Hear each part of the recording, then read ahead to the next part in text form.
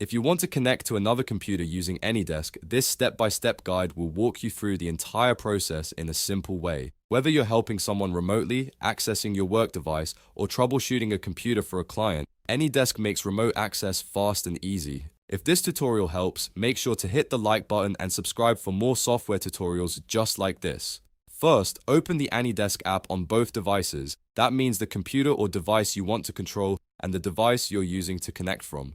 AnyDesk needs to be running on both sides for the connection to work properly. Now look at the remote device.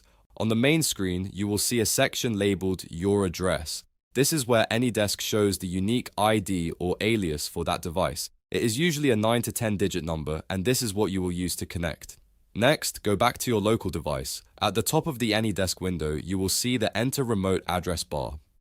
Type or paste the remote device's AnyDesk ID into that field carefully. Make sure the number is correct, because even one wrong digit will stop the connection from working. Once the ID is entered, press Enter on your keyboard or click the Connect button. AnyDesk will now send a connection request to the remote device. At this point, the person on the remote computer will see a prompt asking whether they want to accept the session. They need to click Accept for the connection to continue. Without this step, you will not be able to access the device. After that, the remote user may see permission options for things like mouse control, keyboard input, and clipboard access.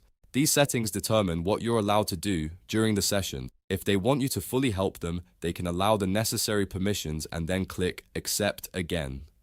Once the connection is approved, you will be able to see the remote desktop on your screen and begin controlling it just like you were sitting in front of it. From here, you can navigate files, open programs, troubleshoot issues, or complete whatever task you needed to do. And that's how to connect via AnyDesk in just a few easy steps. If this video helped you, don't forget to like this video and subscribe to the channel for more clear, beginner-friendly tutorials.